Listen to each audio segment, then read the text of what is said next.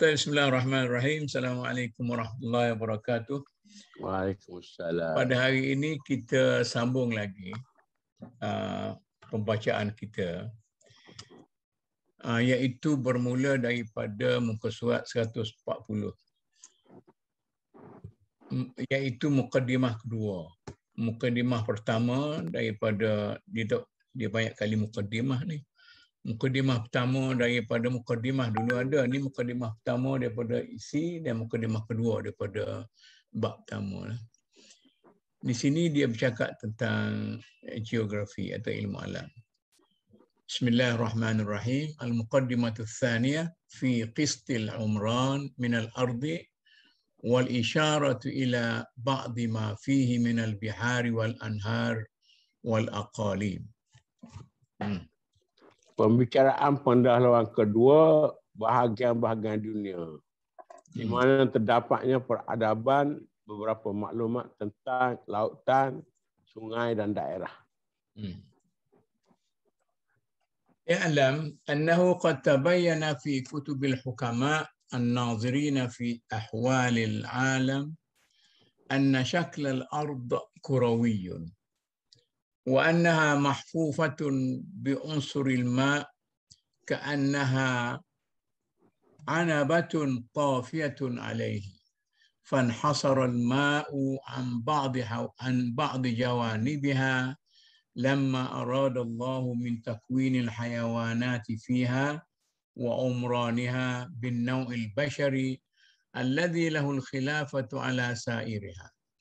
وقد يتوهم من ذلك أن الماء تحت الأرض، وليس بصحيح، وإنما التحت الطبيعي قلب الأرض ووسط كرتها الذي هو مركزها، والكل يطلبه بما فيه من الثقل وما عدا ذلك من جوانبها.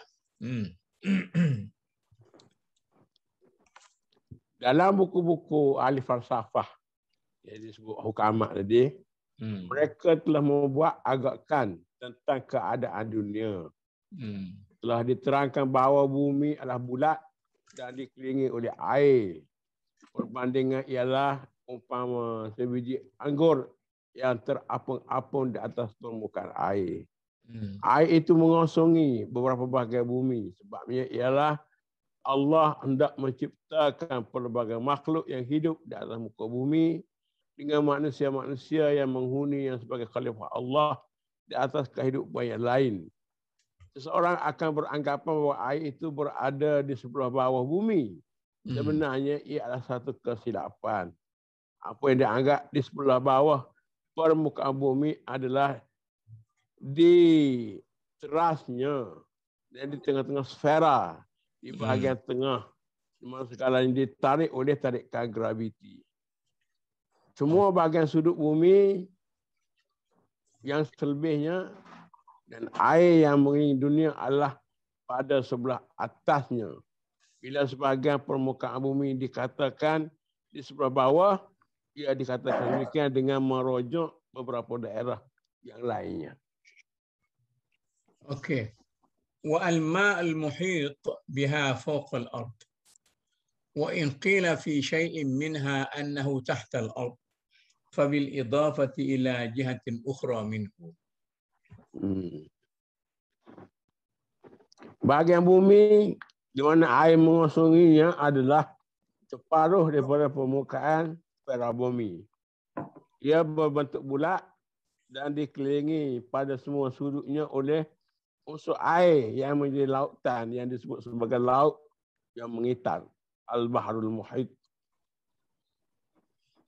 وأما الذي انحصر عنه الماء من الأرض فهو النصف من سطح كرتها في شكل دائرة أحاط العنصر المائي بها من جميع جهاتها بحرا يسمى البحر المحيط، ويسمى أيضا لبلاية بتفخيم اللام الثانية، ويسمى أوقيانوس أسماء أعجمية، ويقال له البحر الأخضر والأسود.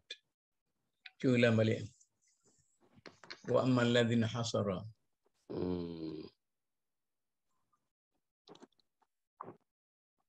Dia kata bahagian bumi air mengosong separuh daripada permukaan spera bumi berbentuk bulat dikelilingi pada satu sudut oleh unsur air menjadi lautan yang disebut Al-Bahrul Muhit atau laut yang mengitar.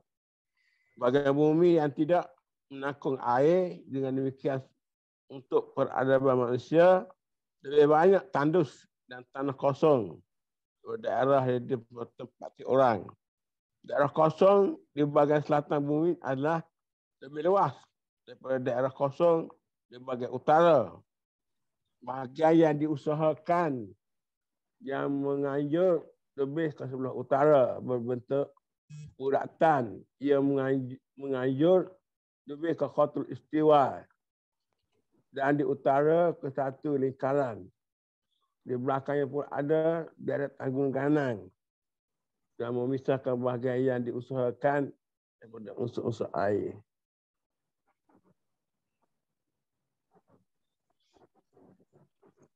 Cuba tengok ya.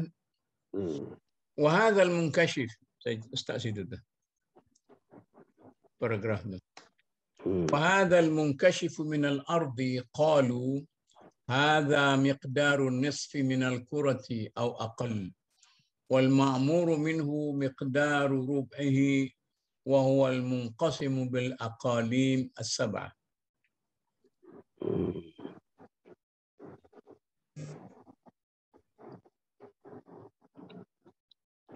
Sini ni dia start Khatul Istiwa,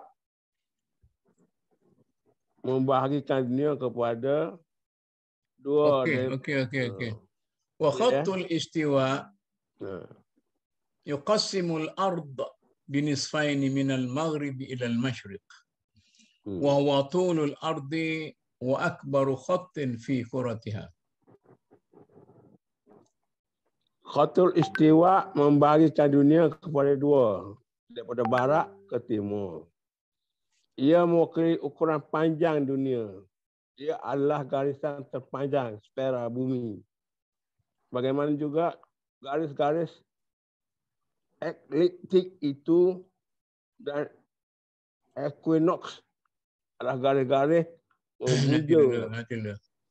Kama anna mantaqata falakil buruj ودائرة معدل النهار أكبر خط في الفلك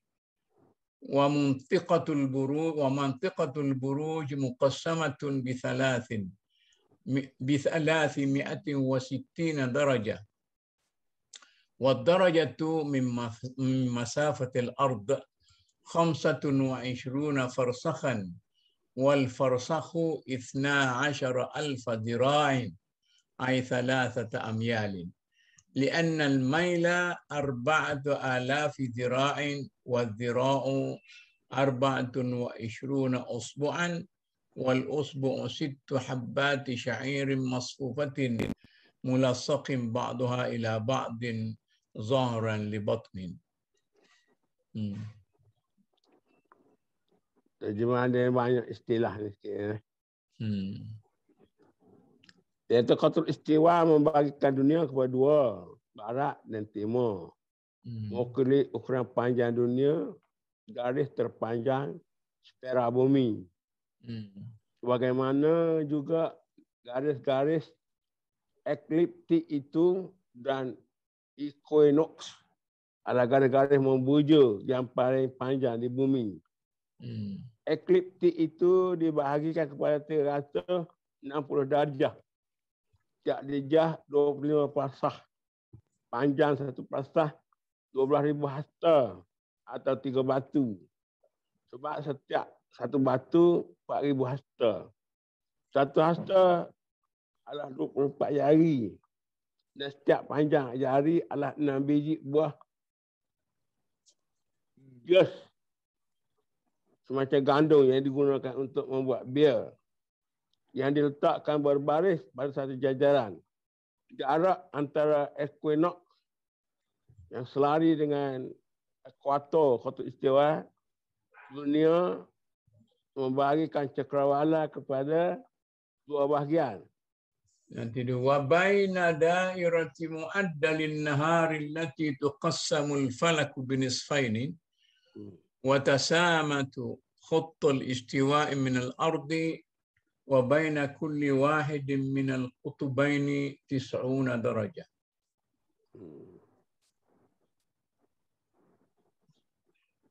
Jadi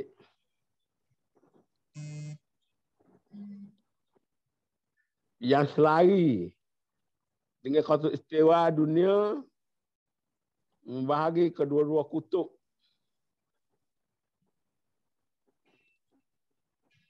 Jadi terbagi kepada dua bahagian, ada 90 daripada kedua-dua kutub. لكن العمارة في الجهة الشمالية من خط الاستواء 64 درجة والباقي منها خلاء لا عمارة فيه لشدة البرد والجمود كما كانت الجهة الجنوبية خلاء كلها لشدة الحر كما نبين ذلك كله إن شاء الله تعالى. Namun bahagian bumi yang diusahakan oleh manusia pada bahagian utara kutub istiwa adalah 64 darjah. Sementara yang lainnya adalah kosong dan tidak diusahakan kerana terlalu dingin dan beku. Bagaimana juga bahagian-bahagian di sebelah selatan kutub istiwa yang tidak didiami kerana terlalu panas. Kita akan menjelaskan nanti jika Allah mengizinkannya. Ya, terjemah jika Allah mengizinkannya insyaallah taala. ثم إن المخبرين عن هذا المعمور وحدوده وعما فيه من الأمصار والمدن والجبال والبحار والأنهار والقفار والرمال مثل بطليموس في كتاب الجغرافية وصاحب كتاب رجار من بعده قسموا هذا المعمور ب7 أقسام يسمونها الأقاليم ال7 بحدود وهمية بين المشرق والمغرب متساوية في الأرض مختلفة في الطول فالإقليم الأول أطول مما بعده وهكذا الثاني إلى آخرها فيكون السابع أقصر لما اقتضاه وضع الدائرة الناشئة عن انحسار الماء عن كرة الأرض وكل واحد من هذه الأقاليم عندهم منقسم ب10 أجزاء من المغرب إلى المشرق على التوالي وفي كل جزء الخبر عن أحواله وأحوال أمرانه.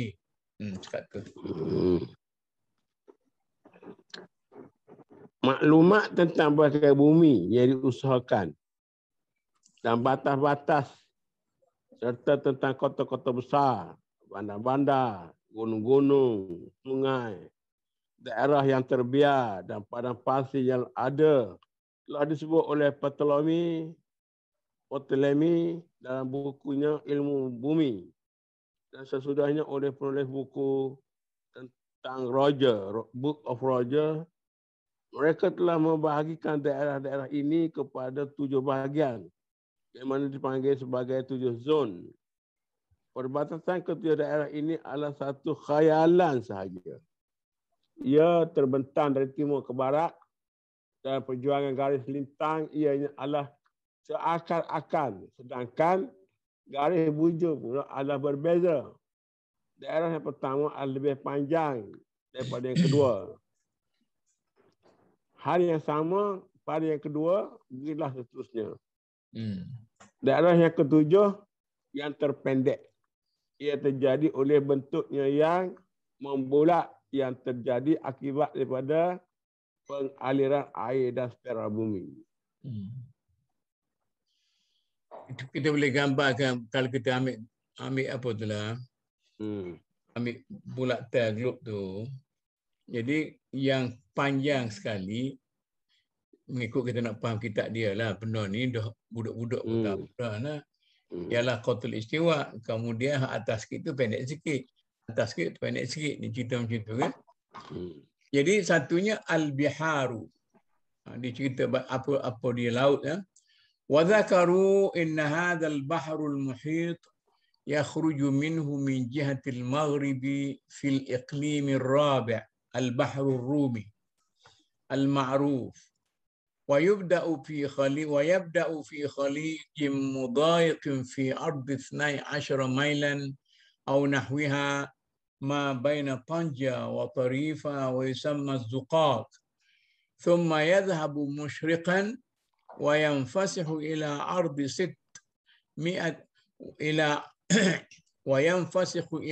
600 ميل ونهايته في آخر الجزء الرابع من الإقليم الرابع على 1000 فرسخ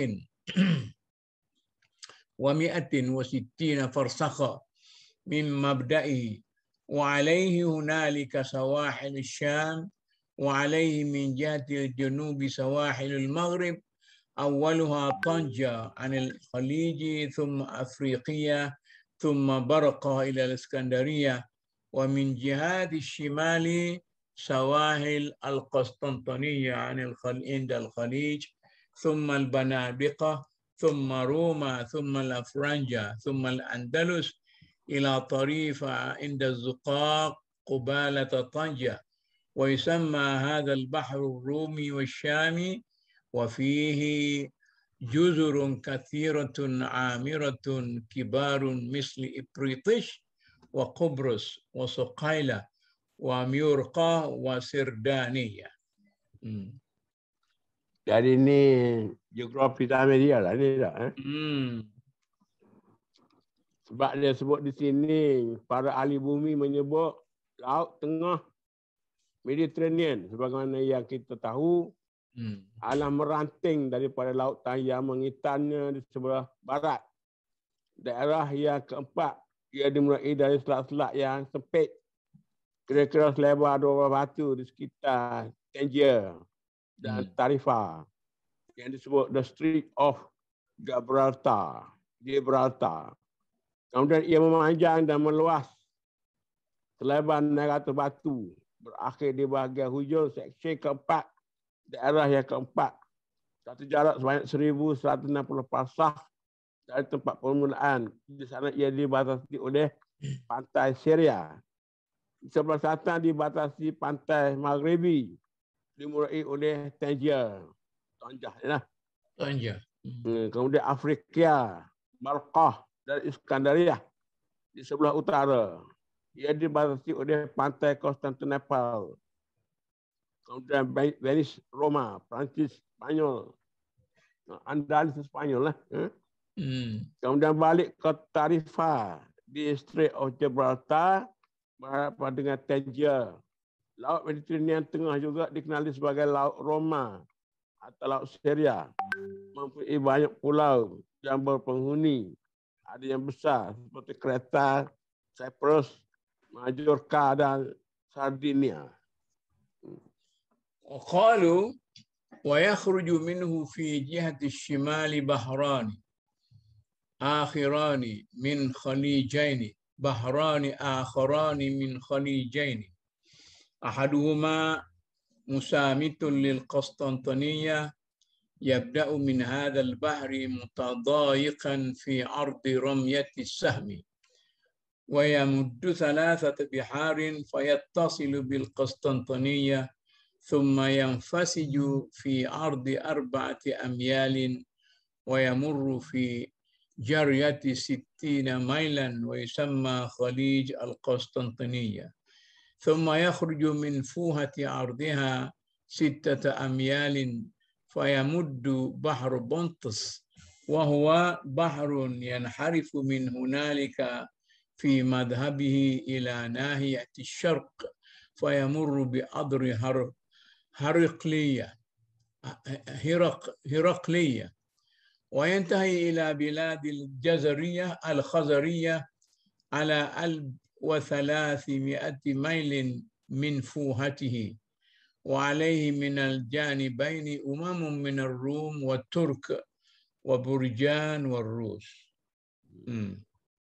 Di utara, sebagaimana mereka kata, ada dua laut. Selain yang meranting dari Laut Tengah, melewati dua selat. Satu daripadanya ialah bersetentang dengan Konstantinopel. Dimulai dari Laut Tengah, di teluk-teluk yang sempit, hanya selebar satu panahan. Alirannya adalah 3 hari berlari dan sampai di Konstantinopel. Kemudian mempunyai luas selebar 4 batu. Mengalir di terusan sekitar 60 batu. Dikenali sebagai Selat Konstantinopel. Melalui muaranya yang selebar 6 batu. Kemudian mengalir ke Laut Hitam. Menjadi laut di mana dari sana cenderung ke arah timur. Melalui tanah Herakliah. Dan berakhir dengan negeri Khazariah. 1,300 batu dari muaranya sepanjang 2 pesisiran penghuni Rom, Turki, Burjan dan Rusia. والبحر الثاني من خليج هذا البحر الروم وهو بحر البنادقة يخرج من بلاد الروم على سمت الشمال فإذا انتهى إلى سمت الجبل انحرف في سمت المغرب إلى بلاد البنادقة وينتهي إلى بلاد إنكلايا على 1100 ميل من مبدئه وعلى حافتيه من البنادقة والروم وغيرهم ويسمى خليج البنادقة. Di sini nampak kita boleh belajar istilahnya banyak beza lah. Ya. Istilah Arab dia ada istilah Inggeris. Inggeris, Perancis masa itu. Laut yang kedua yang meranting dari 2 selat itu adalah Teluk Venice. Meranting dari selat yang bercabang lah, cabang. Dia muncul dari kawasan di puncak utaranya, kemudian dari San Angelo. Perbatasan baratnya menganjur dari negeri Venice ke daerah Aquileia. 1,100 batu jaraknya dari tempat ia bermula. Di kedua-dua pantai ini adalah bangsa Venice, Byzantine, Romawi dan bangsa-bangsa lain. Laut ini dikenal sebagai Selat Venice, Laut Adriatik. قالوا وينساح من هذا البحر المحيط أيضا من الشرق وعلى 13 درجة في الشمال من خط الاستواء بحر عظيم متسع يمر في الجنوب قليلا حتى ينتهي إلى الإقليم الأول ثم يمر فيه مغربا إلى أن ينتهي في الجزء الخامس منه إلى بلاد الحبشة والزنج وإلى بلاد باب المندب منه على 4,000 فرسخ من مبدئه ويسمى البحر الصيني والهندي والحبشي وعليه من جهة الجنوب بلاد الزنج وبلاد بربر التي ذكرها امرؤ القيس في شعره وليسوا من البربر الذين هم قبائل المغرب ثم بلد مقدشو ثم بلد سفالة وأرض الوقواق آخر ليس بعضهم إلا القفاز والخلاء وعليه من جهة الشمال الصين من عند مبدئه ثم الهند ثم السند ثم سواحل اليمن من الأحقاف وزبيد وغيرها من بلاد الزنج عند نهايته وبعدهم الحبشة. Dari ini kita belajar dari istilah-istilah ni. Daripada lautan yang melingkar, menurut mereka, satu lautan yang besar dan luas mengalir dari sebelah timur pada 13 darjah di sebelah utara ekuator ia kemudian mengalir ke sebelah timur memasuki daerah yang pertama. Kemudian mengalir ke arah barat dalam zon yang pertama sehingga bertemu negeri Abyssinia, Negros dan Baitul Mandeb. Dalam section kelima zon yang pertama, 4,000 di mata pasah dari tempat ianya bermula. Laut ini disebut Laut Cina, Laut India atau Laut Abyssinia, Laut Hindi. Ia dibatasi di sebelah selatan oleh negeri orang-orang Negro dan negeri Barbara sebagaimana disebut oleh Amr al-Qais dalam puisinya. Dan bangsa Barbar itu adalah tidak sama dengan Barbar yang menjadi masyarakat di Maghribi. Lautan itu kemudian disempadani oleh daerah Mogadishu, Sofala dan tanah Al-Waqwa dan oleh bangsa-bangsa lain yang kemudiannya oleh daerah-daerah yang tandus dan kosong. Di utara tempat di mana bermula, ia disempadani oleh China, kemudian India Timur dan Barat, dan selanjutnya oleh pantai Yaman, iaitu Al-Ahqaf, Zabid dan kota-kota lainnya. Di mana ia berakhir, ia disempadani oleh negara orang Negro dan setelah itu bangsa Beja. Kita sebut ke Nusantara. وقالوا ويخرج من هذا البحر الحبشي بحران آخران أحدهما يخرج من نهايته عند باب المندب فيبدأ متضايقا ثم يمر مستبحرا إلى ناحية الشمال ومغربا قليلا إلى أن ينتهي إلى القلزم في الجزء الخامس من الأقليم الثاني على 1400 ميل من مبدئه ويسمى بحر القلزم وبحر السويس وبينه وبين فسطاط مصر من هناك 3 مراحل وعليه من جهة الشرق سواحل اليمن ثم الحجاز وجدة ثم مدين وإيلة وفران عند نهايته ومن جهة الغرب سواحل الصعيد وعيذاب وسواكن وزالغ ثم بلاد الحبشة عند مبدئه وآخره عند القلزم يسامة البحر الرومي عند العريش وبينهما نحو 6 مراحل وما زال الملوك في الإسلام وقبله يرمون خرق ما بينهما ولم يتم ذلك. Dua laut yang lainnya menurut mereka meranting dari laut India, Al-Bahrul Habashi. Satu di antaranya bercabang dari 4 laut India berakhir di Babul Mandeb.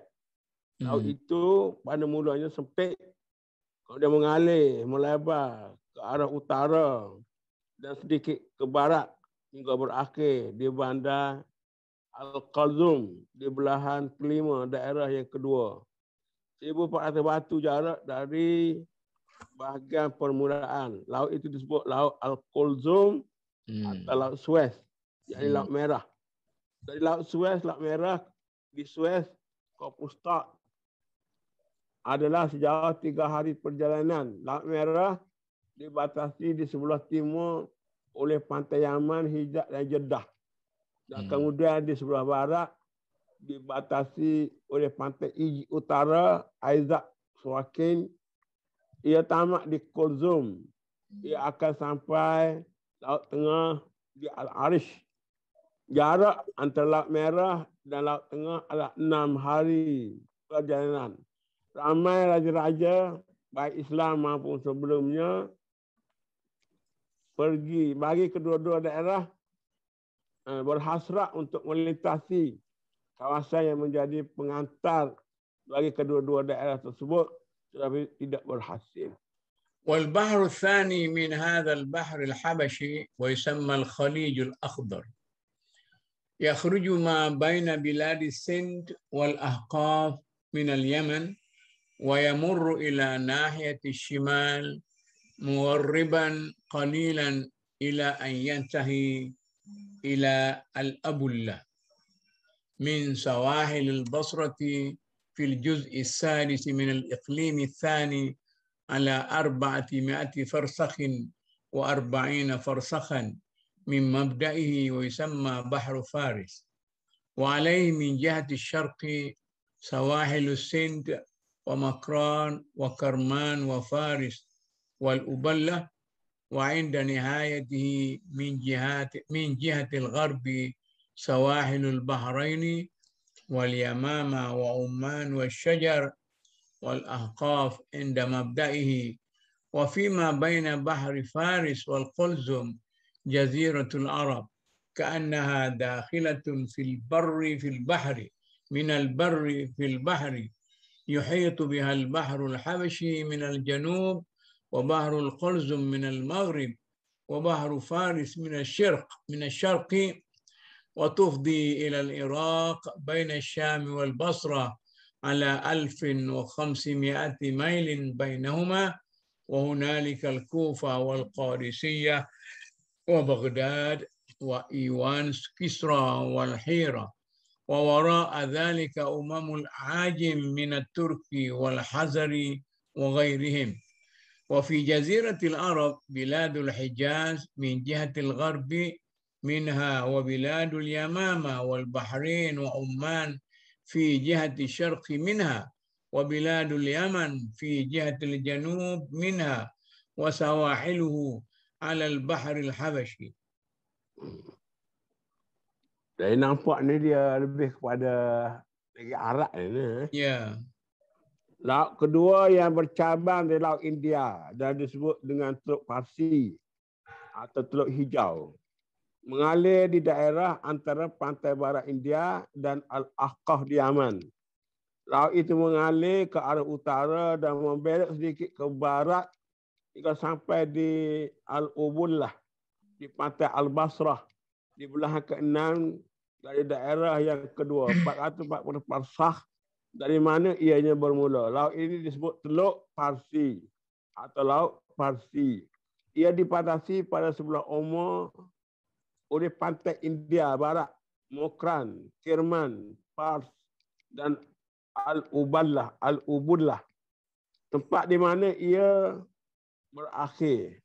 Di sebelah barat ia dibatasi oleh pantai Al-Bahrain, Yamamah, Oman, Asyar, Al-Ahqaf, tempat ianya bermula.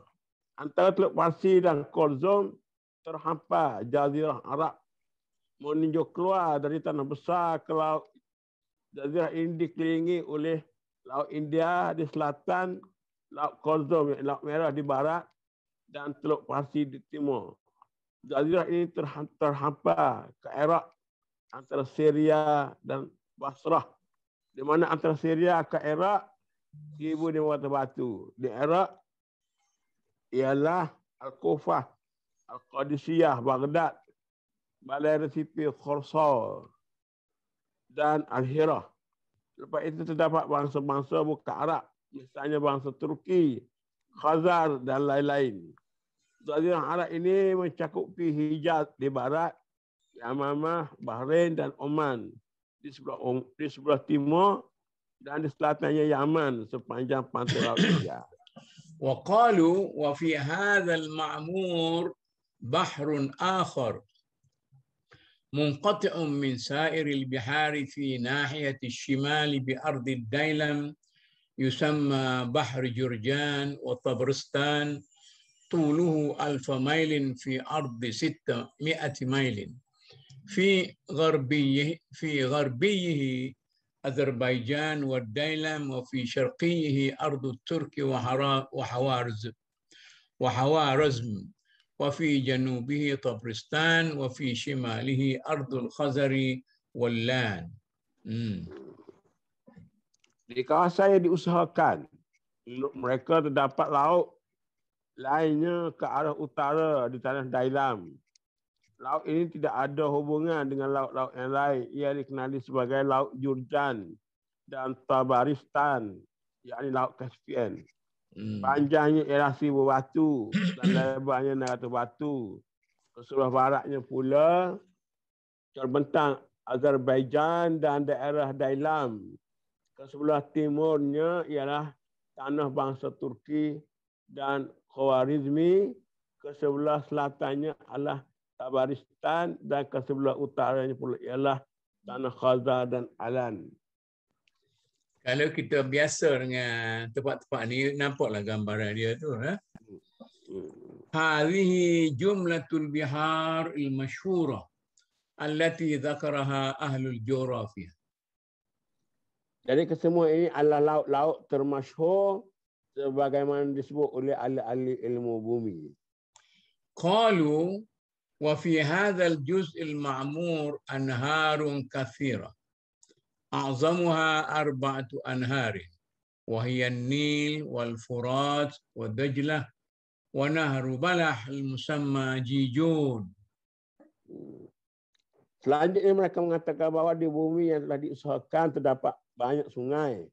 Yang paling besar ada 4, yakni Nil, Euphrat, Tigris, dan sungai Balkh yang disebut Jaihun. Al-Anhar. Tadi diceritakan tentang laut. Ini dia nak cerita tentang sungai pula. Fa'amman Nil, dia start dengan sungai Nil dulu. Fa'amman Nil, famabda'uhu min jabalin azimin wara khattul istiwa' ب16 درجة على سمت الجزء الرابع من الإقليم الأول ويسمى جبل القمر ولا يعلم في الأرض جبل أعلى منه تخرج منه عيون كثيرة فيصب بعضها في بحيرة هناك وبعضها في أخرى ثم تخرج أنهار من البحرتين فتصب كلها في بحيرة واحدة عند خط الاستواء على 10 مراحل من الجبل ويخرج من هذه البحيرة نهران يذهب أحدهما إلى ناحية الشمال على سمته ويمر ببلاد النوبة ثم مصر فإذا جاوزها تشعب في شعب متقاربة يسمى كل واحد منها خليجا وتصب كلها في البحر الرومي عند الإسكندرية ويسمى نيل مصر وعليه الصعيد من شرقية والواحات من غربية ويذهب الآخر منعطفا إلى المغرب ثم يمر على سمته إلى أن يصب في البحر المحيط وهو نهر السودان وأممهم كلهم على ضفتيه. Jadi sungai Nil ni berhulu di sebuah gunung yang besar. Dan belah derajah melampaui dari ekuator di sempadan belahan keempat dari daerah yang pertama. Gunung itu disebut Gunung Qamar. Tidak ada gunung yang tertinggi diketahui di bumi. Dari gunung-gunung itu mengalir mata air. Dan ada yang mengalir ke dalam tasik yang ada di sana. Dan sebahagian lagi di tasik yang lain. Dan kedua tasik tersebut mengalir pula beberapa sungai. Dan semuanya mengalir ke satu danau yang terdapat di ekuator yang jaraknya dari gunung itu adalah 10 hari perjalanan. Dari tasik itu mengalir pula 2 buah sungai. Satu di antaranya mengalir ke arah utara, melintasi tanah Nubah dan kemudian melewati Egypt. Setelah melintasi Egypt, berpecah menjadi anak-anak sungai yang mengalir berdekatan. Setiap anak sungai disebut saluran Al-Khalij. Kesemuanya mengalir ke laut tengah di Iskandaria. Sungai itu disebut Nil Mesir. Ia dibatasi oleh dataran tinggi Mesir di sebelah timur dan Oasis bahagian barat. Sungai yang lain mengalir ke arah barat, mengalir terus ke barat hingga ke laut yang melingkar. Sungai ini disebut Sungai Nil Sudan. Semua bangsa Negro tinggal di sepadan, di sepanjang perbatasannya. Ini orang Nubi ni orang yang paling setia sekali. Kau kaca kau token. Ini ada satu joke nah. Cerita sikit lah, takut orang duk mengata. Orang mesti kata Misr Ummud Dunia. Mesir ini adalah mok kepada dunia.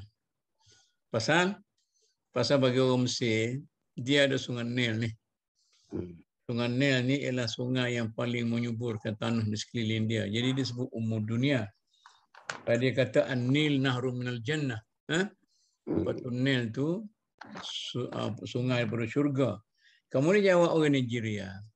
Dia kata Misru dunia wa Nigeria abuha.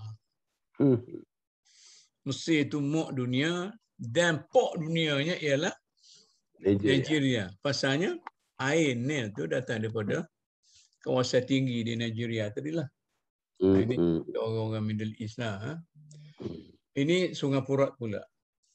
Wa ammal Furat famabda'uhu min bilad Armenia fil juz' as-sadis min al-iqlim al-khamis wa yamurru januban fi ardi ar-Rum wa Maltiya ila Manbij thumma yamurru bi Saffin thumma yamurru bi Siffin thumma bil Riqqa thumma bil Kufa ila an yantahi ala al-Butha التي بين البصرة وواسط ومن هناك يصب في البحر الحبشي وتنجلب إليه في طريقه أنهار كثيرة ويخرج منه أنهار أخرى تصب في دجلة. Maknanya Quran Dajlah ni dikuranglah dah. Tapi kita bila jamaah itu dua. Dari Sungai Furat ni berhulu di Armenia, di belahan ke-6 daerah iklim yang kelima. Sungai itu mengalir ke selatan atas tanah Romawi Anatolia, melewati Maltaya, menuju Malta. Lalu melintasi Siffin, Al-Raqqah dan Kufah hingga sampai ke Marsh Al-Batta dia. Batha. Antara Basrah dan Wasit. Dari sana ia mengalir ke Laut Hindi. Dalam perjalanannya itu banyak sungai yang mengalir seiringan dengan laluannya. Beberapa sungai yang lainnya bercabang darinya yang mengalir ke dalam Sungai Tigris. Jadi nampaknya Laut Hindi ni, nama dak Arab ni Bahrul Habsyi tadi. Sebenarnya laut Habasyah tu laut Afrika, tak apalah. Wa amma Dajlah famabda'uhu ainun bi biladi khalatin min Armenia aidan. Wa tamurru ala simtil janubi bil Mosul wa Azerbaijan wa Baghdad ila Wasit. Fatafarruqu ila Khuljanin كلها تصب في بحيرة البصرة وتفضي إلى بحر فارس وهو في الشرق على يمين الفرات وينجلب إليه أنهار كثيرة عظيمة من كل جانب وفيما بين الفرات ودجلة من أوله جزيرة الموصل قباله الشام في عدوة الفرات وقبالة Azerbaijan fi aduwati Dajlah. Jadi Sungai Tigris ni pula bermula daripada beberapa mata air yang terdapat di negeri Khilaf. Yang mana ia juga di Armenia. Ia mengalir ke selatan melalui Mosul, Azerbaijan dan Baghdad. Ke Wasit, di sana sungai ini berpecah ke beberapa terusan. Kesemuanya mengalir ke tasik Basrah dan terus ke Laut Parsi. Sungai Tigris pula mengalir di sebelah timur Sungai Euphrat. Banyak sungai yang besar mengalir ke dalamnya dan semua sudut. Daerah antara Furat dan Tigris, tempat di mana ia mula terbentuk adalah Jazirah Mosul, berhadapan dengan Syria. Di kedua-dua tebing Sungai Euphrat, Sungai Furat, dan berhadapan Azerbaijan di kedua tebing Tigris. Okay. Wa amma nahru Jijun famabda'uhu min balkha fil juz' ats-tsamin min al-iqlim ats-thalith من عيون هناك كثيرة وتنجلب إليه أنهار عظام ويذهب في الجنوب إلى الشمال فيمر ببلاد خراسان ثم يخرج منها إلى بلاد خوارزم في الجزء الثاني نقي الخوارزمي لني في الجزء الثامن من الإقليم الخامس فيصب في بحيرة الجرجانية التي بأسفل مدينتها وهي مسيرة شهر في مثله وإليها ينصب نهر فرغانة والشاس التي في بلاد الترك وعلى غربي نهر جيجون بلاد خراسان وخوارزم وعلى شرقية بلاد بخارى وترمذ وسمرقند ومن هنالك إلى ما وراءه بلاد الترك وفرغانة والخزلجية وأمم الأعاجم. Jadi kalau kita baca kita tak lama selalu jumpa lah bahasa-bahasa ni. Sungai Jaihun ni disebut juga Sungai Oxus. Berhulu di Balkh yang terletak di belahan ke-8 daerah iklim yang ketiga. Belahan tu di bahagian lah. Daerah iklim yang ketiga dan dari mata air yang banyak sekali terdapat di sana. Banyak sungai besar mengalir ke dalamnya. Kalau ia mengalir dari selatan ke utara, ia melewati negeri Khurasan. Kemudian melintasi negeri Khorazan ke Khawarizmi yang terletak di belahan ke-8 daerah iklim yang kelima. Ia mengalir ke tasik Aral, tasik Danau Gorgan yang terletak di kaki bandar Gorgani. Ukuran panjang sebagaimana lebarnya, ia sama dengan jarak perjalanan selama sebulan. Sungai Farghanah dan Tashkent yang bermula dari daerah Turki mengalir ke sungai tersebut. Di sebelah barat Oxus adalah kota Bukhara. Tirmiz, Tirmiz, baca belakang. Samarkand dan selanjutnya adalah negeri-negeri Turki, Farghanah, Kharlukh dan bangsa-bangsa bukan Arab lainnya. Okay. وقد ذكر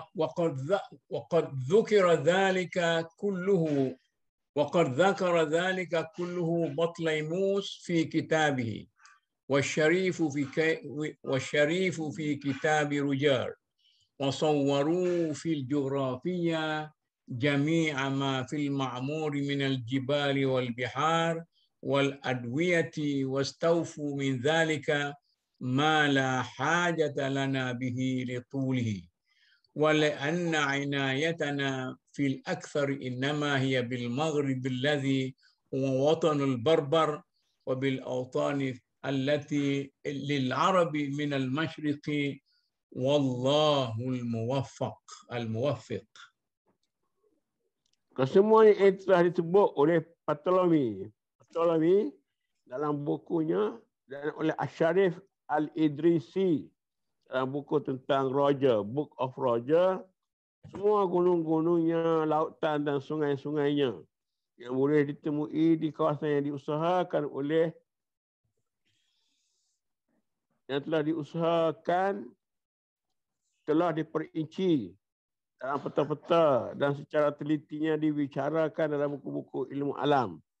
Kami tak perlu lagi lah memperpanjangkan pembicaraan tentang hal ini. Ianya satu perkara yang terlalu panjang dan perhatian utama kita adalah Maghribi, tanah air, bangsa barbar dan kampung halaman orang Arab di timur. Allah memberi petunjuk kejayaan. Jadi dia dengan ini dia hampir menyeluruh menceritakan tentang daratan, lautan, sungai-sungai di kawasan Timur Tengah. Di mana di situlah berada negara-negara Arab, gitu kan? Jadi dengan itu habislah mukadimah yang kedua tadi. Minggu depan ni kita baca sambungan kepada mukadimah yang kedua ni. Ada soalan ke? Soalan berkait. Soalan signifikan yang mungkinnya esok ni nak bezakan penduduk utara dengan penduduk selatan ni berbeza. Ya. Sebab berbeza faktor cuaca dan sebagainya, dari sosiologinya ada perbezaan. Ya, betul. Assalamualaikum. Salam. Doktor, Ustaz. Saya ni bab muka bumi lah kan. Ilmu bumi. Okey. Kalau kita Wikipedia lah kan. Masuk Wikipedia. Sebab saya tengok tajuk kita hari ini ialah berkenaan dengan atlas lah kan. Atlas bumi, permukaan bumi kan. Kalau kita masuk kepada Wikipedia lah. Bukan Wikipedia lah, kita Google kan. Kita kata siapa yang mula-mula reka ataupun invent ataupun jumpa atlas kan. Kita tidak ada di sini nama-nama seperti Ibn Khaldun lah. Ya. Dia akan cerita ialah founder dia ialah Mercator 1569 abad ke-16 kan. Sedangkan kita tengok Ibn Khaldun abad ke-14 kan. Dan kalau kita tengok pula Ptolemy kan, dia start dengan satu hipotesis, dia kata bumi ni flat. Maknanya mendatar kan. Jadi dia cubalah buat map macam yang diceritakan. Kalau kita tengok yang bagaimana Ibn Khaldun dalam bacaan dia very kreatif kan. Dia cerita sungai kat sini, sungai Tigris kat sini, apa kat sini kan. Maknanya kalau ada orang ketika itu boleh melukis balik dalam bentuk grafik kan. Macam kita lah, kita ada komputer, kita ada tangan ke, kita ada paper kan, kita berlukis balik, maknanya itu adalah peta kan. Saya tengok kan atlas peta bila dia describe, saya tengok tadi Khatulistiwa. Jadi saya Google tengoklah, saya kata Khatulistiwa ni siapa yang jumpa benda ni, ataupun siapa mengatakan bahawa kita ni ada Khatulistiwa. Jadi dia kata dulu-dulu bila dia orang nak cuba lukis map ataupun lukis peta oleh sebab dia orang kan banyak mengembar traveller kan. Dia orang akan bahagilah map atlas kepada dua bahagian lah, the north dengan south lah, utara dan barat. Jadi dia buatlah satu garisan Khatulistiwa. Jadi dia katalah father of Khatulistiwa ni ialah father of atlas ni ialah Mercator lah. Mercator saya ingat Hungarian lah dalam 1569. Jadi saya rasa kan nama Ibn Khaldun pun tak disebut, sedangkan saya rasa kan quite advanced lah dia punya thinking pada ketika itu kan. Macam tak ada siapa lagi fikir pada abad ke-14 saya rasa kan, Ibn Khaldun tak ada siapa terfikir. Dia dah patutlah, sebab kami Dr. Ustaz, saya isteri Farid Faiz, kami consultant lah. Jadi kami dalam benda-benda culture ni memang bidang kami lah, melihat macam mana manusia berkelakuan kan, macam mana perubahan berlaku. Jadi saya macam Ibn Khaldun ni satu tokoh yang saya rasa apa ada istimewa sangat pada Ibn Khaldun. Saya tak macam saya hari itulah saya kata kami daripada sekular, jadi kami tidak terdedah kepada orang kata tokoh-tokoh falsafah yang agak advance sikit kan. Maknanya kalau kita nak kata falsafah, ia adalah apa orang kata perbincangan akademik kan. Maknanya kita kalau sebab ada juga benda-benda yang agak orang lain pun tak faham kan. Jadi adalah agak akademik punya perbincangan lah kan. Jadi bagi saya dia agak, the more saya duduk kat sini, mula-mula saya nak tahulah apa benda, siapa Ibn Khaldun ni. Setelah kita melihat sejarah dia, sekarang nak tengoklah macam mana tulisan dia. Jadi saya tengok, saya kata pada masa ketika itu, ketika dia lahir pada masa kejatuhan kerajaan Abbasiyah kan. Jadi saya ingat dia perhati macam ada beberapa hari lepas saya YouTube lah tengok pandangan, tengoklah YouTube lain yang tentang kerajaan, macam mana dia define apa itu kerajaan kan. Macam kami punya kerja pun ada juga melibatkan organisasi kan. Macam mana you define organisasi, macam mana organisasi itu bangun, platu dan jatuh kan. Sama juga dengan Ibn Khaldun kata, dia kata organisasi hidup kan. Ada masa dia naik, macam kerajaan juga. Kerajaan sama, ada masa dia naik, ada masa dia bertahan, ada masa dia reach dia punya apa orang kata kejayaan dia, dan akan berlakulah satu kejatuhan. Dalam management Western sekarang, dia mengatakan bahawa organisation sebenarnya boleh bertahan. Dia kata sebab bagi dia orang, teori dia orang, kalau organisation tu dia ada macam satu cycle kan, dia bukan dia panggil cycle bull cycle yang terbalik tu, Pareto cycle, dia panggil S cycle. Bermakna kalau dia dah nak jatuh, kita boleh push the next cycle naik atas balik. Jadi sekarang sebab tu dia kata macam di Amerika, mana-mana yang Western punya ni lah, dia kata misal katalah company kan, ataupun kerajaan Amerika dia nak bertahan kan. Jadi dia tahu, dia kata kalau Ibn Khaldun kata sorry ya Ustaz, Okey, saya ambil masa sikit. Bagus. Okey, dia kata macam ni. Dia ada ciri-ciri kan, 4 ciri-ciri ataupun ciri-ciri kerajaan kan, dia kata kan. Dan ciri-ciri kerajaan tu akan jatuh, dia adalah macam biasalah kan, kalau berlakunya orang kata apa moral jatuh, dan dia tanda-tanda lah the next dia akan jatuh. Tapi kalau Western dia sebab dia mengkaji benda ni kan, dia tahu dia akan jatuh. So macam mana dia nak pusingkan S-curve itu kan, daripada plateau jatuh, maknanya dia pusing balik, dia akan create satu lagi cycle, S-cycle yang baru. Lepas S-cycle ni sentiasa dia kena maintain. Begitu juga lah organisasi bisnes yang lain.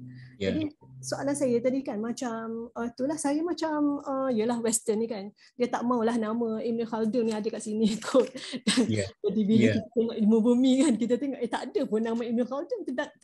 Sedangkan kalau kita tengok dalam jilid mukadimah yang sekarang kita buat kan, quite pada ketika itulah, kalau sekarang kita baca, kita tak rasa macam sesuatu yang baru lah kan. Tapi pada ketika itu, sebab saya tengok juga dalam abad ke-14 di China, dia orang dah start buat map.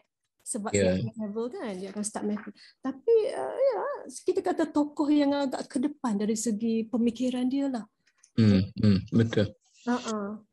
Dia pertama sekali, Ibn Khaldun ni ialah kemuncak kepada perkembangan ilmu Islam pada waktu itu. Kemudian ilmu itu diwarisi oleh orang Eropah. Tidak semua orang yang mewarisi ilmu itu ikhlas dengan siapa yang dia warisi ilmu itu. Sebab itu tidak semua ulama Islam itu disebut oleh sarjana-sarjana barat. Tidak masalah lah. Kemudian Ibn Khaldun, Ptolemy pun dia sebut sini, tapi dia banyak dia tolak lah, sekian-sekian kan. Sebab itu kalau saya ingat masa di Istak dulu, buku Ibn Khaldun ini kita gunakan untuk menilai kembali sejarah tamadun dunia, naik jatuhnya tamadun itu, dan kita boleh tengok bagaimana kalau kita nak menaikkan semula tamadun Islam, maka kita kena balik kepada ini cerita tentang kitab-kitab turas ni, kitab-kitab lama. Jadi kita kena balik semula pada Ibn Khaldun, kepada Farabi, kepada Ibn Sina, semua sekali ni, tetapi bukan untuk merealisasikan idea mereka itu sekarang, tetapi untuk melanjutkan idea-idea mereka itu kepada zaman ini. Maknanya dia ada gap. Dia ada gap antara zaman Ibn Khaldun yang dikatakan kemuncak tamadun Islam itu dengan zaman ini yang dikatakan sudah merupakan zaman selepas kemuncak barat. Jadi kalau kita nak hidupkan balik Islam itu, kata setengah orang ini mazhab mazhab Istak dululah. Maknanya kita tidak boleh nak pinjam tamadun barat tu, kita nak buat macam mana pun, Dia tak jadi tamadun kita. Jadi kita kena balik kepada tamadun Islam yang klasik. Kemudian kita bawa ke sini. Dan masalah bawa ke sini itulah ialah caranya ialah untuk menutup gap yang berlaku. Maknanya berapa ratus tahun tu dia ada gap, ada renggang yang berlaku. Maka buku-buku klasik ini perlu ditafsirkan sampai boleh menutup gap yang ada. Satu contoh dalam psikologi misalnya. Jadi yang kemuncak psikologi itu ialah dalam tamadun Islam. Tetapi apabila tamadun Islam telah jatuh, diwarisi oleh orang-orang Barat, maka orang Barat mengenalkan scientific psychology. Jadi dalam Islam ini tidak ada scientific psychology. Jadi oleh kerana itulah, maka macam kalau di UAE itu Malik Badri, baru inilah dia menulis dekat dia nak mati boleh tulis, dia kata masalah emosi dalam kehidupan para nabi. Ada juga rupanya. Itu tapi mana psikologi teori ini cuba disaintifikkan. Itu yang jadi sekarang ni kita tak boleh nak kata apa yang dikatakan Ibn Khaldun ni lebih baik daripada yang dikatakan oleh Barat. Tapi kita katakan keulungan dia macam puan kata tadilah. Jadi oleh kerana itu kita kena faham jugalah. Di sinilah puan, kalau saya bidang saya fiqh. Jadi kita duduk kelahi dengan ustaz-ustaz kita ni. Sorry Syekh. Syekh Farid. Kena tanya balik ke Syekh Farid baliklah. Teori apa tu kita duduk balik kepada tidak semestinya kita baca kitab yang lama itu untuk kita nak realisasikan. Bukan nak realisasikan pada hari ini. Kita baca kitab-kitab lama itu untuk melihat bagaimana majunya orang-orang dulu, maka kita perlu tafsirkan balik supaya kemajuan itu dapat ada kesinambungan sampailah ke hari ini. Jadi itulah perkembangan ilmu itu. Jadi cerita ni sebenarnya macam puan kata tadi, yang bentuk tu maknanya tamadun Islam sebenarnya tu dah mula jatuh sebelum Uthmaniyah, tetapi ditolak balik oleh Uthmaniyah, ada satu cycle lagi. Jadi berlanjut tamadun itu. Macam juga ini bergurau boleh deh. Syekh Farid, bergurau boleh dan puan. Saya kata di hadapan UMNO sekarang ni ada dua contoh. Satu Golkar mati, dan satu lagi yang di yang di Jepun tu, saat ni baru ingat, tak ingat nama dia. Jadi yang di Jepun tu dia jatuh LDP. LDP ya, Golkar. Jadi dia ambil lah nak mana dia nak push naik semula dan dia punya, ataupun dia nak tunggu jatuh macam tu. Gurau-gurau sikitlah. Saya nak respon sikit. Ya, silakan. Sebenarnya ni Barat ni orang tak kenal Ibn Khaldun. Satu masa dalam ucapan Presiden Amerika yang sebelum hitam tu, nama apa dulu yang sebelum tu? Siapa dia? Presiden Amerika. Ronald Reagan. Ronald Reagan pernah bercakap, dia sebut nama Ibn Khaldun. Ibn Khaldun. Orang terkejut. Siapa Ibn Khaldun? Tak pernah disebut. Contoh. Kemudian teori yang puan kata tadi, Ibn Khaldun kata teori 3 generasi tu, jatuh naik tu, teori itu telah dibacki oleh Malik bin Nabi. Di mana Malik bin Nabi, macam puan kata je lah, makna dia kata walaupun dari segi teorinya recycle tu 3 generasi, tapi dia kata kita boleh tampung balik supaya dia naik melonjak semula. Dan ini telah berlaku. Saya baca baru kebetulan saya dua ni, baca Salih Al-Ewa tulis mengenai dunia Islam sekarang ni, kita menghadapi krisis politik dan krisis tamadun, dia kata. Krisis politik di dunia sekarang ni, ramai negeri-negeri, termasuk negeri kita lah, diperintah oleh minoriti yang kalah. Dan majoriti yang menang, tak boleh memerintah.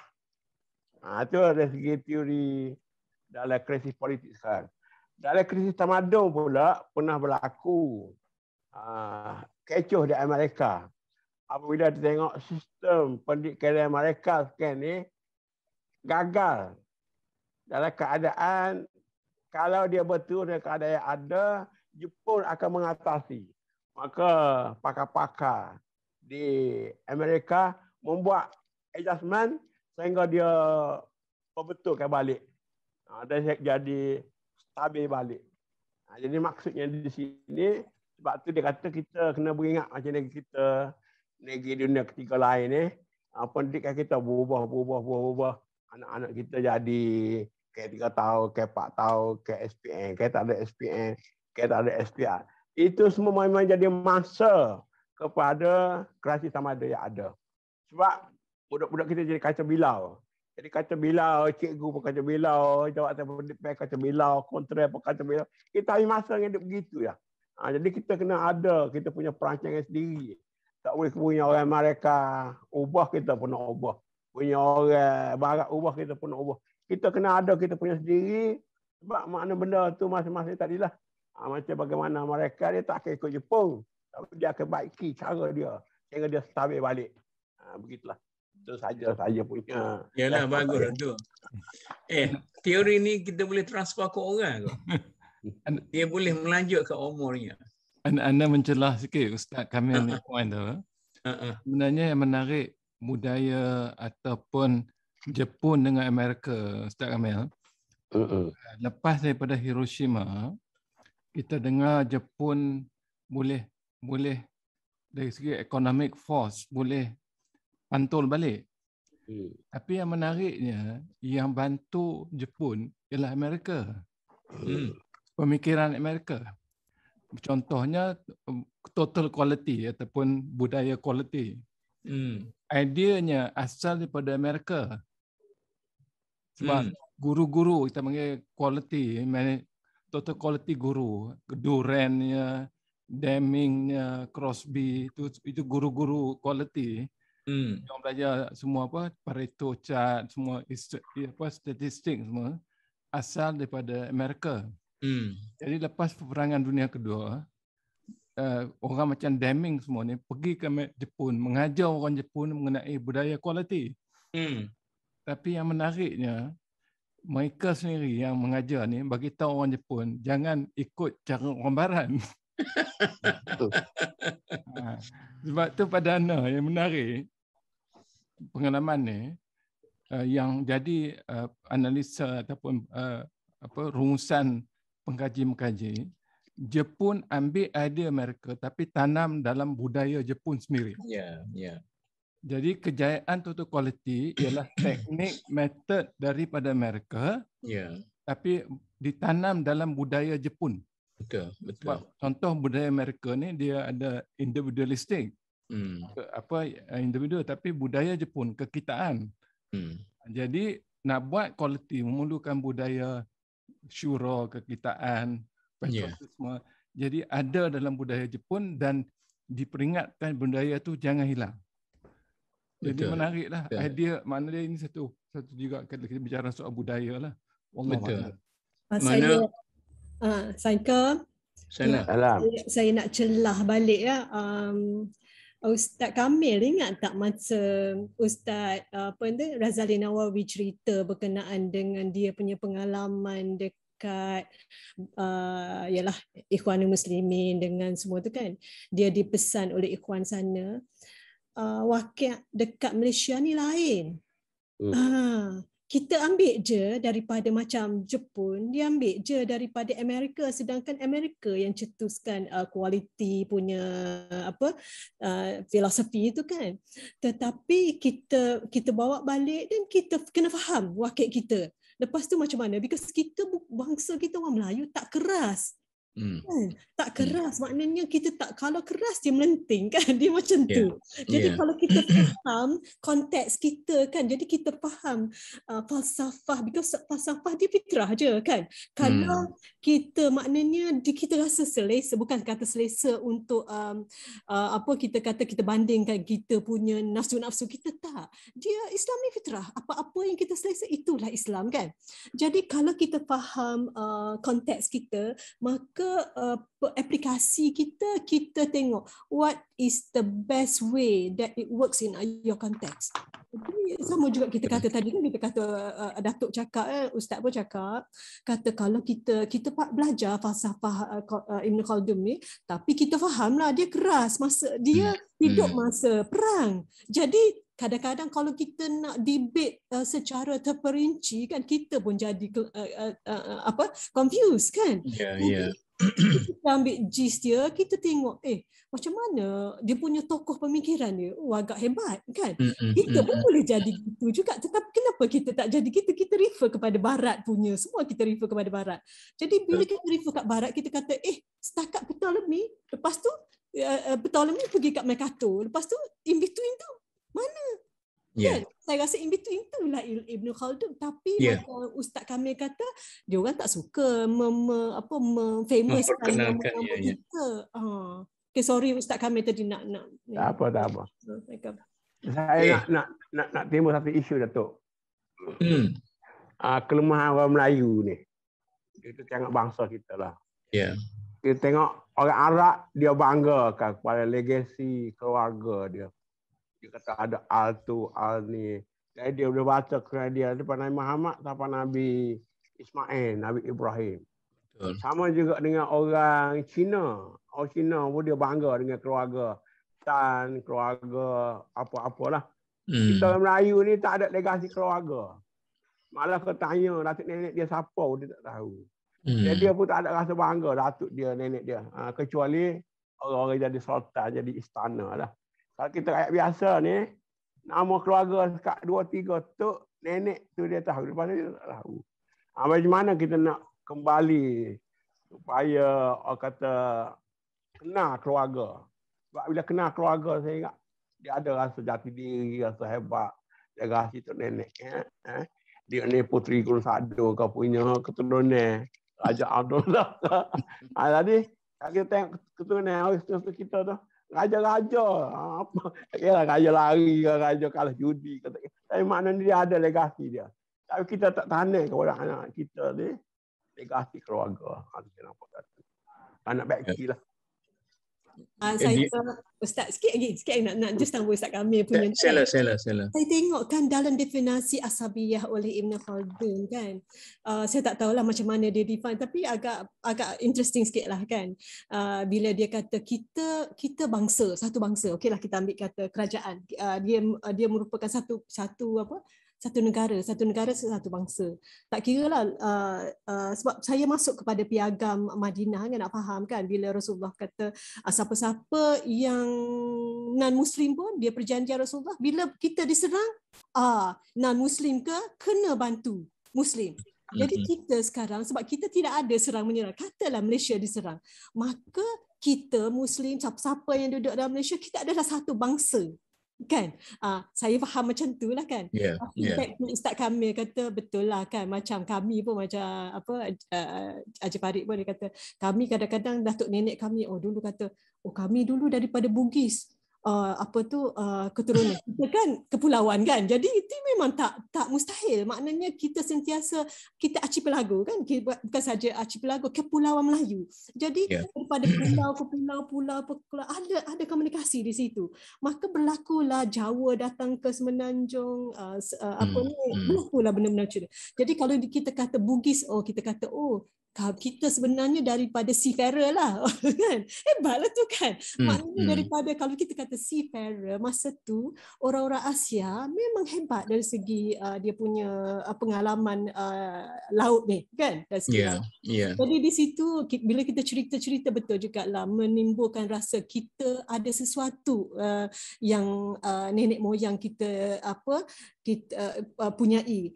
Tetapi macam kalau kita baca sejarah lah Ustaz Kamil kan, banyak sejarah kita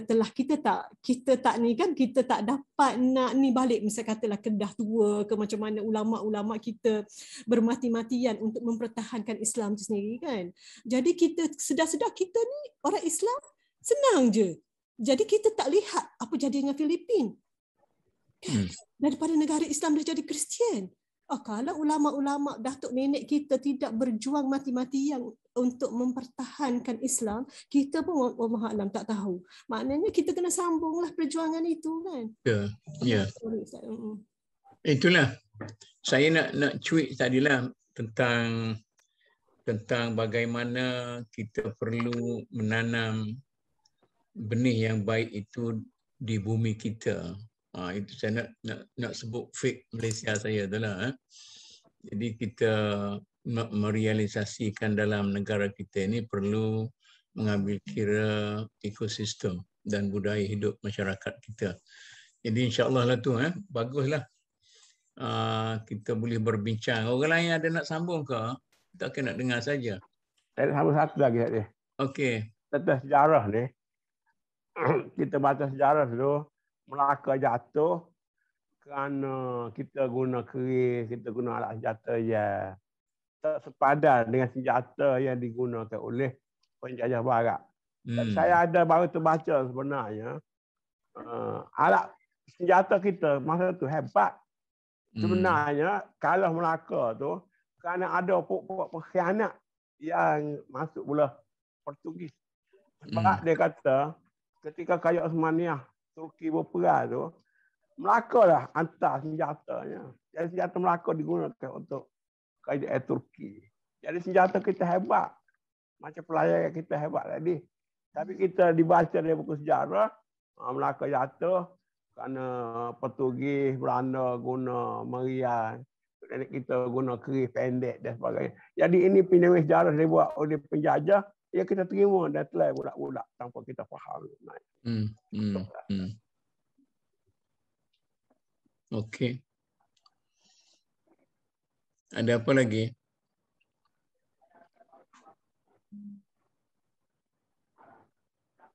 Tak ada dah? Okeylah, insya-Allah minggu depan kita jumpa lagi dan kita baca separuh kedua daripada mukadimah yang kedua ni. Okey, terima kasih. Orang pun dah azan. Okey. Assalamualaikum warahmatullahi wabarakatuh.